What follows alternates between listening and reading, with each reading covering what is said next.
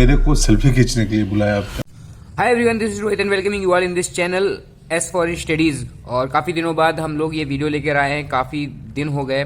Actually में हमारा बीच में एनपीटीएल एग्ज़ाम पड़ गया था और उसके बाद फिर कुछ कॉलेजेस के काम पड़ गए थे। इसकी वजह से थोड़ा वीडियो लेट हो गया, हमारा पूरा शेड्यूल लेट हो गया, इस वजह से थोड़ा लेट हो गया। और ठंडी का महीना है और अच्छी तरीके से हम लोग काफ़ी तरीके से मैं काम कर रहा हूँ। और क्लास 12 का चैप्टर 2 फिजिक्स का इलेक्ट्रिक पोटेंशियल एंड कैपेसिटेंस पे इस बार बात होने वाली है और हम बहुत जल्दी से जल्दी इस चैप्टर को ख़त्म करेंगे। इस चैप्टर के सारे PYQs जो है होते हैं वो प्रीवियस ईयर क्वेश्चन वो सब खत्म करेंगे, चाहे 1 मार्क्स का हो, 2 मार्क्स का हो और 3 मार्क्स का हो और 5 मार्क्स का हो। बात ऐसी है कि जो 5 मार्क्स के होते हैं उसमें मैक्सिमम आपके डेरिवेशन पूछे जाते हैं, मैक्सिमम मैक्स टू मैक्स आपके जो देखा जाए बात तो वो डेरिवेशन ही पूछे जाते हैं। उसके बाद बात आती है कुछ अच्छे क्वेश्चन भी पूछ लिए जाते हैं तो उनको भी हम अच्छी तरीके से सॉल्व करेंगे। तो डेरिवेशन वाली बात है तो डेरिवेशन आपको एक बार बता दिए जाएंगे वीडियो बनाकर, तो उसमें सारा काम हो जाएगा। और बाकी जो चीज़ें हैं, जो आपके क्वेश्चन हैं अच्छे अच्छे, उनको हम यहाँ पर बताएंगे। और 3 मार्क्स में भी आपके मैक्सिमम डेरिवेशन ही पूछे जाते हैं, उनको भी इसमें हम एक्सप्लेन करेंगे। और चलिए इस वीडियो को शुरू करते हैं। और आज हम 4 क्वेश्चन डिस्कस करने वाले हैं, एक मार्क्स के। वीडियो छोटा बनाने की पूरी कोशिश रहेगी, सारे वीडियो छोटे हों, आपका ज़्यादा समय नहीं खराब हो। तो शुरू करते हैं। इस चैनल को सब्सक्राइब करो और बेल आइकन को जरूर से जरूर प्रेस करो, अब दोस्तों के साथ शेयर करो। शांति से मेरी बात सुनिए।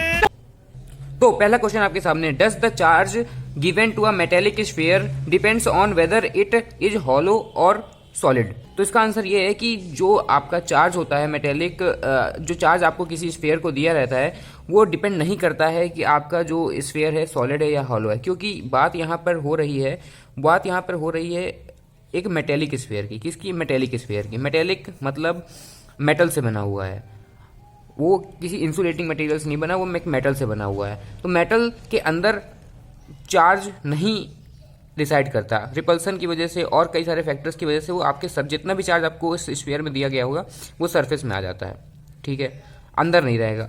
अब बात आती है कि ये आपका सॉलिड का केस हो गया। अब बात आती है हॉलो की। तो हॉलो में क्या होता है, अब अंदर कोई मटेरियल नहीं होता, सरफेस ही होता, तो चार्ज ऑब्वियस सी बात सरफेस पे रहेगा।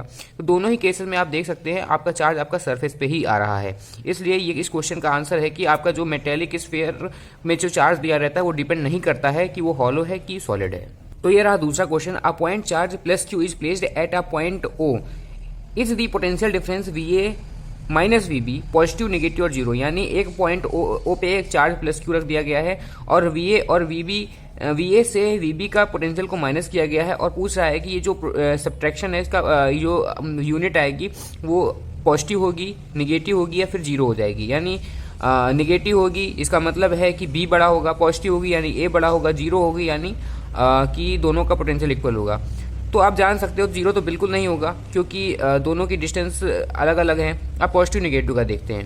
अब V का फॉर्मूला, पॉइंट चार्ज के लिए V का फॉर्मूला क्या होता है, 1/4 pi epsilon not Q upon, अब Q पॉजिटिव है, Q अपॉन R।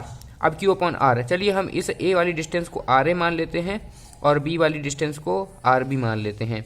तो अब क्या होगा, VA क्या होगा, 1/4 pi epsilon not Q upon RA हो जाएगा और VB का क्या होगा, 1/4 pi epsilon not Q upon RB हो जाएगा। अब VA माइनस VB निकालना है, VA माइनस VB निकालना है, तो 1/4 pi epsilon not Q 1/RA minus 1/RB, ठीक है। अब आप देख सकते हैं 1/RA। अब RA का क्या यहाँ सीन है, अब RA जो है वो छोटा है RB से, तो इन्वर्स से जब निकालोगे तो RA क्या होगा, बड़ा हो जाएगा, RB छोटा हो जाएगा, तो इसका जिसका जो सब्ट्रैक्शन आएगा वो ग्रेटर देन जीरो आ जाएगा। तो एक और बढ़िया सा question, a charge Q is moved from point A, small charge Q is moved from point A above a dipole of dipole moment P। इस डाइपोल के ऊपर ये जो इक्वेटोरियल लाइन जा रही है और यहाँ डाइपोल मोमेंट इस डाइपोल का P दे रखा है एट पॉइंट B, यानी एक चार्ज Q को यहाँ से यहाँ तक ले जाया जा रहा है। इस डाइपोल के से जो ये इक्वेटोरियल लाइन पास हो रही है इस इक्वेटोरियल लाइन पे चार्ज Q को यहाँ से यहाँ ले जाया जा रहा है और इस डाइपोल का डाइपोल मोमेंट P है at point B below the dipole in equatorial plane है ये, विदाउट एक्सेलरेशन, बिना एक्सेलरेशन के लिया जा रहा है। इसका मतलब इसमें कोई फोर्स नहीं लग रहा है। Find the work done in this process, इस प्रोसेस में जो वर्क डन हो रहा है उसको निकालना है। तो देखिए हम कैसे करेंगे, हम यहाँ पर पहले VA निकालेंगे क्योंकि हमें क्या चाहिए, हमें वर्क डन निकालने के लिए V इंटू क्यू होता है, या डेल वी इंटू क्यू कह सकते हैं आप। तो इन दोनों जगह का पोटेंशियल डिफरेंस निकाल के हम जो क्यू चार्ज ले जाया जा रहा है उसका मल्टीप्लाई कर देते हैं। तो पहले VA निकालते हैं। तो VA क्या आ रहा है, अब पॉइंट चार्ज की वजह से आपका पोटेंशियल क्या होता है 1/4 pi epsilon q upon r.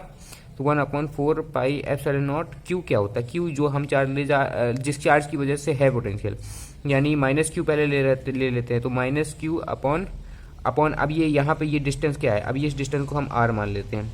तो आर स्क्वायर हो जाएगा, ठीक है, आर केवल आर होगा।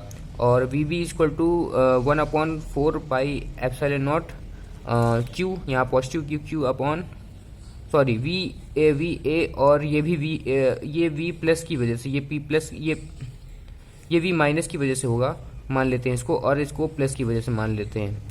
तो यहाँ पे क्यू अपॉन आर हो जाएगा, ये आर हो जाएगा क्योंकि ये भी डिस्टेंस आर ही होगी क्योंकि डाइपोल है और ये इक्वेटोरियल प्लेन है। तो ये हो जाएगा। अब आप दोनों को VA निकालने के लिए आप प्लस वी माइनस करेंगे।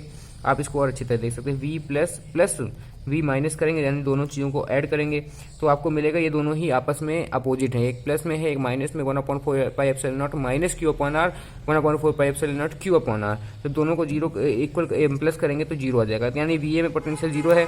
इसी तरह आप किसी पॉइंट पे लेंगे जीरो मिलेगा, और आप B पे भी लेंगे तो आपको जीरो पोटेंशियल मिलेगा। तो यहाँ पे बात ऐसी आती है कि यहाँ पे इस इक्वेटोरियल पॉइंट पे पोटेंशियल जो होता है वो जीरो होता है। तो आपका पोटेंशियल ही जब जीरो हो जाएगा तो चाहे जौन सा चार्ज ले जाए उसमें कोई भी वर्क डन नहीं होगा, ये बात है इसका आंसर। तो अब ये लास्ट क्वेश्चन है इस वीडियो का, why an electric field lines perpendicular to a point on an equatorial surface of a conductor. Why an electric field lines perpendicular to a point on equatorial surface of a conductor, यानी अगर एक charge, अगर मान लीजिए यहाँ plus Q है, हमने एक चार्ज ये प्लस क्यू दे रखा है और उसका इक्वेटोरियल, अगर इक्विपोटेंशियल सरफेस अगर आप देखेंगे इक्वेटोरियल सरफेस तो वो एक स्फेरिकल होगा, ठीक है। तो अब यहाँ पे इलेक्ट्रिक फील्ड लाइंस क्या होती है, रेडियल है। हम एक केस के लिए रहे हैं इसको समझने के लिए, यहाँ पे आप इलेक्ट्रिक फील्ड लाइंस आपकी रेडियल होती हैं। अब ये इलेक्ट्रिक पोटेंशियल सरफेस के परपेंडिकुलर होती हैं। तो why an electric field lines perpendicular to a point on an equatorial surface of a conductor. तो अब वो कह रही है, क्वेश्चन कह रहा है कि ये परपेंडिकुलर क्यों होती हैं। अगर परपेंडिकुलर नहीं होंगी तो यहाँ पर जो यहाँ से कोई चार्ज आप या यहाँ पे भी ले जाएंगे तो यहाँ पे वर्क डन करना पड़ जाएगा, लेकिन इक्वेटोरियल जो सरफेस होते हैं, इक्विपोटेंशियल सरफेस होते हैं, उसमें जो वर्क डन होता है वो जीरो होता है। तो बात कहने वाली इलेक्ट्रिक फील्ड लाइंस इसलिए परपेंडिकुलर होती हैं क्योंकि आपका इक्विपोटेंशियल सरफेस पे वर्क डन जो होता है वो जीरो होता है। एक मिनट। इस चीज को हम और आसान शब्दों में समझ सकते हैं, कैसे, हम देखिए अच्छी तरीके से समझते हैं। Why are electric field lines perpendicular to a point on an equatorial surface of a conductor. चलिए हम इसको equatorial surface of a conductor आप मान सकते हैं, जैसे इसको इसी केस में समझते हैं, जैसे कि ये पॉजिटिव चार्ज क्यू रखा है या स्फीयर रखा है, इसका इक्विपोटेंशियल सरफेस ये रहा आपकी इलेक्ट्रिक फील्ड की डायरेक्शन। ये तो मान सकते हैं इलेक्ट्रिक फील्ड की डायरेक्शन है, ठीक है। अब क्या होगा कि अब आपको ये भी जानना होगा कि इक्विपोटेंशियल सरफेस में आपका जो वर्क डन होता है वो जीरो होता है। तो वर्क डन हो गया आपका वेक्टर एस, ये डिस्प्लेसमेंट वाला है, तो एफ एस कॉस थीटा हो गया। तो थीटा हमें 90 डिग्री प्रूव करना है, लेकिन आपको ये जानते हैं कि जो वर्क डन होता है वो जीरो होता है। तो एफ को क्या लिख सकते हैं, एफ को आप यहाँ क्यू ई लिख सकते हैं या फिर क्यू ई लिख सकते हैं। चलिए हम मान सकते हैं कि यहाँ पे कोई क्यू नॉट चार्ज रखा है, तो क्यू नॉट वेक्टर ई लिख दीजिए आप। वेक्टर ई ना लिखिए, वेक्टर एस की केवल कॉस थीटा में निकालना है, तो ई एस लिख दिया हमने, क्यू नॉट उधर चला जाएगा। तो बस सीधी बात है, cos theta is equal to zero आ रहा है। कॉस थीटा जीरो तभी आ सकता है जब थीटा आपका 90 डिग्री हो। तो ये प्रूव करता है कि आपका डिस्प्लेसमेंट तो इस डायरेक्शन में है, डिस्प्लेसमेंट तो आपका इस डायरेक्शन में, इलेक्ट्रिक फील्ड इस डायरेक्शन में, और वर्क डन आप जानते हैं जीरो। तो पूछ रहा है why are electric field lines are perpendicular. तो इसका कारण ये है कि आपका वर्क डन ही जीरो हो जाता है, इस वजह से आपकी electric field lines in direction में नहीं हो सकती है, इसलिए आपस में परपेंडिकुलर होती है। सब्सक्राइब करके जाइएगा, बेल आइकन को प्रेस करके जाइएगा और बताइएगा कि कैसा लगा आपको ये वीडियो। मजा आया।